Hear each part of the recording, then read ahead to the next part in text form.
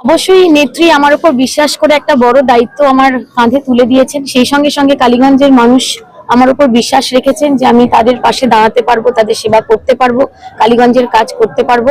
এটা মানুষের আশীর্বাদ এবং অবশ্যই আমার নেত্রীর আশীর্বাদ এবং আমার প্রয়াত বাবা তার আশীর্বাদ। সেই সঙ্গে সঙ্গে আমার দলের যে সমস্ত কর্মী সমর্থক আজকে ভোরবেলা থেকে এখনো অবধি লড়াইটা করেছে মাটি কামড়ে তৃণমূল কংগ্রেসের জন্য, তাদের সকলকে আমি আন্তরিকভাবে ধন্যবাদ জানাই, কৃতজ্ঞতা জানাই। যদিও আপনি বেশি সময় পাননি, তা সত্ত্বেও উপনির্বাচনে যে বিরাট মার্জিনটা দেখা যাচ্ছিল সেটা ঘাটতি থেকে গেল, কোনো এটা কি রিভিউ করবেন? দেখুন, আমরা তো পুরো পশ্চিমবঙ্গে একটা ট্রেন্ড লক্ষ্য করতে পারছি। আমি ভেতরে ছিলাম, এইমাত্র বেরোলাম, এখনো পুরো সমস্ত ফলাফল বিচার করে দেখার টাইম হয়নি। অবশ্যই এসআইআর একটা এফেক্ট হয়েছে, অনেক মানুষ তাদের ভোটাধিকার হারিয়েছেন, তাদের যে মতামত সেটা প্রয়োগ করতে পারেনি। সেই সঙ্গে সঙ্গে একটা চক্রান্ত যেটা বিজেপি করেছিল, কিছু বি টিমকে দাঁড় করিয়ে মাইনরিটি ভোট কাটার যে পরিকল্পনা, সেটাও তারা সর্বাত্মকভাবে সার্থক হয়েছে। কালীগঞ্জে আমরা তার প্রতিফলন দেখতে পাচ্ছি।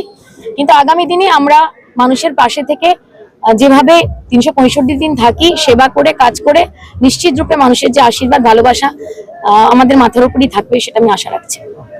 সব জায়গাতেই তো গেরুয়ার ঝড় বইছে, সেই জায়গায় যে তৃণমূল মাত্র আপনি এবং কালীগঞ্জ এবং চাপড়া, এইটা কিভাবে দেখছেন আপনি? দেখুন, অনেকগুলো কারণ তো আমি বললাম, এসআইআর একটা কারণ, সেই সঙ্গে সঙ্গে মাইনরিটি ভোট একটা কারণ। অবশ্যই দলের তরফ থেকে আমরা খুঁটিয়ে দেখবো কি কারণ, আমাদের দলের তরফ থেকে যে নির্দেশ থাকবে আমরা সেই মতো কাজ করব। কোন কাজটা এবার করবেন? কালীগঞ্জ বাসীতে আরো একবার দ্বিতীয়বার আপনার উপর আস্থা রাখবেন এবং কোন কাজটা ধরবেন? এখন শপথ নিয়ে একটু ভেবেচিন্তে যেগুলো মানুষকে আমি বলেছিলাম তাদের পাশে থেকে কাজ করব, সেগুলোকে নিয়ে আমি এগোতে চাই। আগামী দিনে সকল মানুষের আশীর্বাদ চাইছি আজকের দিনে। কত ভোটে জিতলেন? 10,172 মার্জিন উইথ বিজেপি। মূল প্রতিপক্ষ আমার বিজেপি ছিল। প্রথম আপনি আমি আরো একবার বলেছি, সুগার মিলটা একটা প্রাইভেট প্রপার্টি, কিন্তু তা সত্ত্বেও একজন বিধায়ক হিসেবে সুগার মিল নিয়ে আমার যতটুকু এখতিয়ার রয়েছে, সুগার মিলের যিনি অধিকর্তা তার সাথে কথা বলে তিনি কি পরিকল্পনা করছেন, আমি আমার ব্যক্তিগত স্তরে সেই কথা অবশ্যই তার সঙ্গে করব।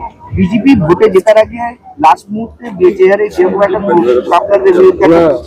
কি ছিল, সেই জায়গা থেকে এরকম জয়লাভ, কি বলবেন এই জায়গাটায়?